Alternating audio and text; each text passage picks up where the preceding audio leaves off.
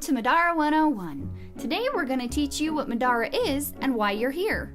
The first thing you need to understand is that the nature of reality is a tricky thing. Earth, where you all came from, is not the only inhabited planet in the universe. It's not surprising, really. With so many planets out there, there's got to be life on some of them. What might surprise you, though, is the fact that Earth is directly connected to another planet, Middara.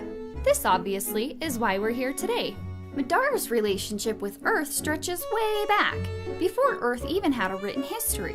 We don't know exactly when Earth became connected to Middara, but folkism, which is Middara's native religion, believes that it happened even before there were humans on Earth. Take that for what you will, of course, whether you're religious or not. Regardless, Middara is really old and has a very long history. Hell, there are even some people who still remember most of it. But I'm getting off topic. The point is that Middara exists alongside Earth. The two have grown together and have been a part of each other's histories for a very long time. So what is it that connects the two worlds? We call them portals. You should at least be a little familiar with portals since you had to go through one to get here. All of you guys came through the Seattle portal and wound up here in Alenia, but there are portals spread all over both Earth and Middara. Now, each portal in one world has a corresponding portal in the other world that it's always linked to. Brahma's portal, for example, will always lead to Hong Kong, just like Alenia's portal will always take you to Seattle. One important note, we don't actually know how the portals work. They're a lost technology. I mean, we know how to use them, but not why they do what they do. For example, we know if you step in one side, you end up in a sort of in-between zone, kind of a no man's land between Earth and Middara. This area is a central hub of sorts. You all saw it on your way to Middara. We call it the room. We don't know why we have to stop there, we just do. All you need to know is that no matter which portal you enter, you'll end up in your room before you reach the portal's exit. Your room is completely unique to you, so really, calling it a room is kind of a generalization. People's rooms are crazy different. I have a friend, for example, whose room is a beach. Palm trees, sand, starfish, tides, everything. Her husband's room is a VW van straight out of the 70s, with the shag carpet and musty smell, whole 9 yards. As far as we can tell, there aren't any limits on the form your room can take. Just because I'm sure you're all dying to know, my room is a ballroom and is filled with all of my favorite art from Earth. There's always soft classical music playing and there's like candles and things. I'm super classy, right? Something to keep in mind is that your room is the only place where objects from both worlds can exist together.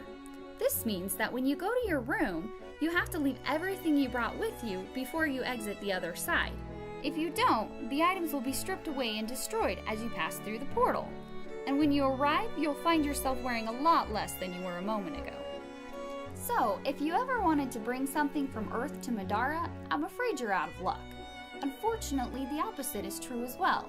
You can't bring anything from Middara to Earth either. Well, except for people. If you're touching someone, you can follow them into their room. That's why the Harbingers, the people who brought you to Middara, held your hand and entered the portal first. Enough about rooms. Now we're going to cover the advancement because I know some of you might still be a little traumatized from it. Try to pay attention and hopefully I'll answer some of your questions. As I'm sure you've noticed, upon crossing into Middara, you undergo a physical transformation. People here like to call it your true form. Much like the rooms, the advancement affects everyone differently. Some say that changes reflect your personality, but I wouldn't read too much into that unless you're the type of person that really digs horoscopes and crap like that. Personally, I don't believe it. I think the changes we go through are mostly chance. A roll of the dice, if you will. So don't beat yourself up if you don't like your new look. You'll get used to it. Just remember, even if there are no visual changes, the advancement still happens to everyone who enters Middara, regardless of whether their parents are Middaran or not. For all intents and purposes, we're all still human. The only thing that separates us from everyone else on Earth is passing through the veil and going through the advancement. Folkism teaches that there's a protective veil over Earth that shields the people there from their true forms. According to that belief system, the veil is ripped away as you pass into Middara for the first time. Sometimes, the changes can be pretty dramatic. When I first came to Middara, I didn't have wings or a tail or long ears or anything. I was normal, just like the rest of you were. But I assure you, as time goes on, you will get used to the changes. Don't try to fool yourself though, these changes are permanent. Even if you go back to Earth, you'll still look how you do now. Needless to say, this makes going back to Earth a little bit complicated. The advancement begins in your room the first time you travel from Earth to Middara. Some of you were lucky, and the changes happened subtly and relatively painlessly. You may not have even noticed anything was different. For some, though, the advancement is a jarring and painful experience. When my wings came in, it left a horrible split in my back. It took months to heal, even with magic. My tail actually grew out of my tailbone, which I can tell you makes sitting down a literal pain in the ass. I understand that some of you will still be trying to process what you're going through. Just remember, our counselors are well trained on the subject, and everyone you talk to has gone through the same thing. You are not alone. But hey, let's move on to the good news. You may already know this, but in Middara, everyone gets a pretty neat little superpower. I'm not talking about wings or horns or any of the advancement stuff. It's just something that everybody gets. Immortality. You see, no one on Middara ages. No one. From here on out, you're stuck at the age you are right now. I really hope none of you have any sort of complex with your current age, because it's not likely to change. I'm guessing, though, that most of you think this sounds pretty sweet, right? No aging. What could be better than that? It's not just aging you don't need to worry about anymore. Another thing that you all experienced on your way to Middara was decontamination. In order to keep Earth's diseases and ailments from coming to Middara, our mages and physicians came up with the Soma. That's that little potion that you had to take when you got here. The Soma eradicates any illnesses that you may have had on Earth, including the genetic ones. I can see some of you guys realizing that life just got a lot better. But before you all start celebrating, let me be very clear about something. There is a limit to all these shiny new superpowers. While we may not get any older, we can still die just as easily as anyone back on Earth. By far, the most common cause of death is from our wildlife. Alenia in particular is just crawling with really nasty beasties, just waiting to eat you up. We even have creatures so powerful and so ancient that the only really accurate name for them is gods. A close second to being mauled by wildlife is people dying in accidents. Sometimes people fall, or sometimes things fall on people. You'd be surprised how reckless some people can be when they feel invincible. And while you may have been cured of most earthly health problems, Middara does have a few sicknesses of its own, even if they are pretty rare. So why did we bring you to this weird place full of monsters? Why do we subject you to the trauma of the advancement? Why do we convince you to leave your life behind and come with us? Well, there's a bigger threat to the Middarans, not individually, but as a people. Folkism tells us that thousands of years ago, when Middara was first blessed with immortality, the gods also cursed us with the inability to reproduce.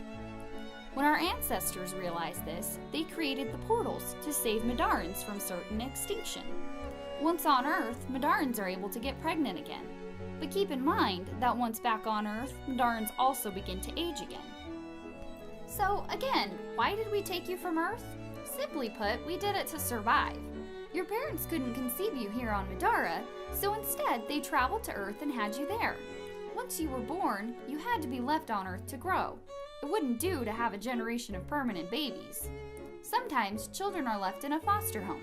Sometimes they get adopted out. Other times we have to use more elaborate methods.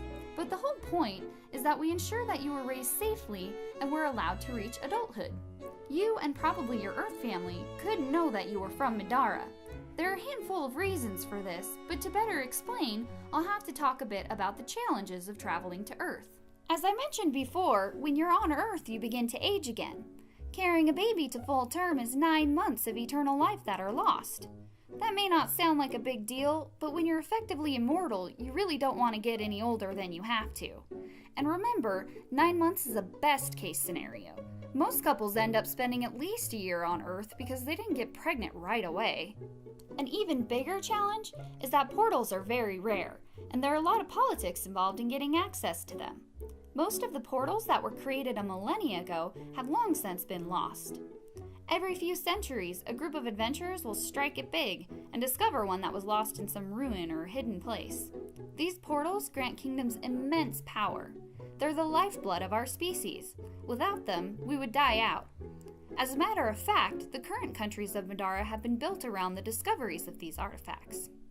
As you might imagine, this creates a lot of red tape for Midaran couples to be allowed to pass through the portal and have a baby. When a couple wants a child, they have to appeal to the government, usually through the courts. This process can take years or even decades depending on your social status, and sometimes the petition is denied outright. Imagine for a moment all the paperwork and difficulty of getting a travel visa to a hostile country, moving to that country, giving birth, putting the child up for adoption, and going undercover all at the same time. It's difficult, it's expensive, and it's dangerous. The last complication with traveling to Earth are the angels. It's kind of a joke name if you ask me, because they're anything but shiny, halo-wearing girly men. But the name comes from the beliefs of Falkism. These creatures guard Earth, apparently from us. The Falkists teach that we are cursed people left by the gods to die. The gods then went on to create Earth and created these angels as bouncers to ensure that we didn't crash their new party. According to belief, the angels' sole purpose is to hunt down and kill us. And this is a huge problem. They're fast, they're strong, and they're very clever. Honestly, the angels make most of our Midaran monsters look like teddy bears. So when we travel back to Earth, we have to be very, very careful to avoid these creatures. But they deserve a mention now as they're directly related to our next subject, Harbingers. Harbingers are the men and women who are in charge of keeping tabs on Midaran children while they're on Earth. This is an incredibly dangerous job, but very necessary. I'm sure you remember the people who brought you to Middara. Those Harbingers have been keeping an eye on you since birth, checking on you over the years. They escorted your parents to Earth, protected your mom during her pregnancy, and then integrated you into Earth's society to keep you hidden from the angels. And then, when the time was right, usually between the ages of 18 to 26, depending on your parents' wishes, the Harbingers came back for you.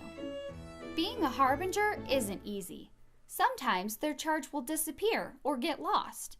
The family that's taking care of the child may move suddenly, or the child might run away. Harbingers must always take care to be inconspicuous, or an angel might figure out that the child is marked. Not that the angel will hurt the child, rather they'll use the opportunity to try and kill the Harbingers. You see, to an angel, everyone who hasn't left Earth is still considered to be from Earth. And really, that's sort of true. Like I said, if we were to snag a random person from Earth, they would endure the advancement exactly the same as if their parents were Midaran. And sometimes, that happens. Harbingers will occasionally snag the wrong kid because of a close resemblance or bookkeeping mistake. Harbingers must also be careful about how long they stay on Earth. Every day they spend there is another day of their lives lost. Between checking on the child, protecting the mother, proper surveillance, travel times, and planning, a single marked child can take about 3 years worth of the Harbinger's life. Plus, you have to consider the constant stress of angels trying to actively hunt you down and kill you. It can take its toll. Being a Harbinger may sound like a terrible job. It's difficult to talk people into giving up some of their precious youth. For this reason, there are sometimes drafts for Harbingers. When Harbingers are in short supply, you may be called for service. That being said, there are a few incentives for people who willingly choose to serve a tour as a Harbinger. Those who have successfully completed service get priority when being selected to have a child of their own. Instead of having a child, some volunteer Harbingers are given the unique opportunity of bringing a loved one to Middara. This might be a sibling, a parent, or a close friend. In addition, you'll find that some of the best payments for Harbinger service come from influential and powerful families here on Middara. Joining one of these privatized Harbinger groups can make you some good money. Lastly, it's really the only way you're ever going to see Earth again. Once you understand just how dependent we are on portals, it's easy to see why they're so vital to Middara. Portals are finite, and once they're gone forever. We have yet to rediscover the ancient magic or technology that was used to make them, so we can't just start throwing them up wherever we please. If one of them gets destroyed, it's a pretty huge deal. We're talking empires collapsing overnight because their portal was destroyed and their entire population just up and left. Enough of all that doom and gloom though.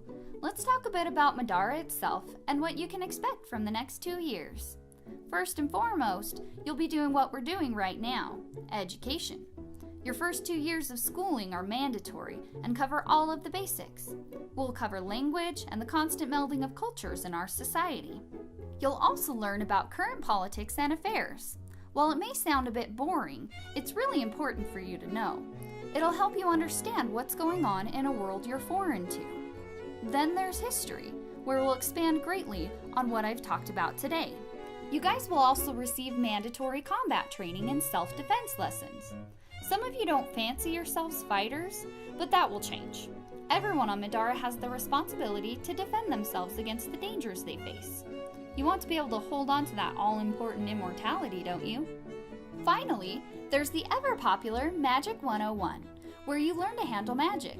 Eventually, you'll have the opportunity to choose a specialty and focus on one area of spellcraft.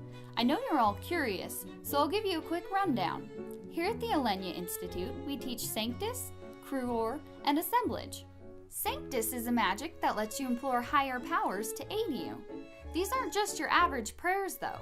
Sanctus allows you to do everything from folding reality in order to teleport, to bringing yourself back from the brink of death. It's very useful and very scary. Then there's Cruor. I guess you could call it blood magic. It's very Faustian in nature. You give a little to gain a lot.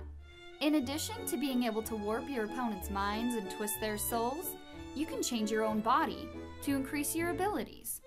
Cruor is not for the faint of heart, however, as anyone going down that path will be constantly reminded. The third magic we specialize in here at Alenia is Assemblage, or the Communion of Souls. Assemblage allows its users to contact creatures in other realms and make deals with them. Demons, monsters, spirits, and any other entities you can think of. This magic is very versatile, but it's usually built upon friendships being made with otherworldly creatures. Before we take a break, I wanted to touch on one last bit of information: technology. It comes up frequently enough. You're all wondering if you're going to be able to browse the internet here. Well, I hope you cleared your internet history because you won't be using your computer anytime soon. Not being able to bring things over from Earth has really put a damper on our technology. While there's no reason why things you love wouldn't work here on Middara, we simply don't have the means to replicate them. Not yet, anyways. I think you'll find that magic has replaced a lot of the things that spurred innovation back on Earth. Producing fire at the snap of a finger hurt the invention of widespread electricity. We also have glowstone, which is just what it sounds like, a rock that glows magically. Sometimes I wish I could turn the thing off like a flashlight, but I guess beggars can't be choosers. That's not to say we don't have electricity, it's just not as in demand as it is on Earth. Most folks here didn't even have it when they lived on Earth, and they don't see a lot of reason to need it now. So let's see. Cell phones? Gone. We have no network for them. Internet? It's basically dead. Again, no widespread infrastructure to support it. However, we do have something similar. We call it the ArcNet. It's a sort of connection between devices called arcs. Mainly magical in nature, these devices allow you to share information, take pictures, and even listen to music. They are limited, however. You can only communicate with those who've been connected to your ArcNet device, which requires physically touching the devices together. This makes most ArcNets pretty small. Sometimes people congregate just to connect arcs. Another thing that drives invention on Earth is war. When you can live forever, you're far less likely to go to war and risk dying. This has prevented most wars in our recent history, and means that we have yet to mass-produce firearms. This, coupled with the amount of work that actually goes into making some of the things you enjoy, has put a serious damper on the firearms market. Anyways, who needs a gun when you can kill an enemy with a blast from your mind? We do have some guns in Middara, nothing like a machine gun, but still. If you're willing to go through the hassle of getting one, you'll be the envy of everyone. At least until you run into a monster that brushes off bullets like flies. Medical technology is still very relevant here on Middara. We have to use non-magical means to take care of people on Earth, so it's still important to keep up with those skills. While magic has mostly replaced mundane care on Middara, you'll find plenty of times when you'll need something more traditional. Transportation is another topic of interest. We have no access to fossil fuel here on Middara, as there are no fossils. With all of the talented people coming from the younger generations, we expect to see some innovations in transportation soon. Right now, we just use animals to get around. Some of them are similar to horses. The creatures we ride can be very intelligent and even self-sufficient. We can also teleport with magic, but mostly on a short-range basis, depending on the availability of the creature employed to do the task. Lastly, we have airships. You know, the kind you used to see in Japanese video games? They're pretty much just like that. These are powered by a mineral called itloom. It causes things to, well, levitate. Otherwise, they function just like a boat as they float through the sky. Well, I think that covers the basics. Welcome to Middara.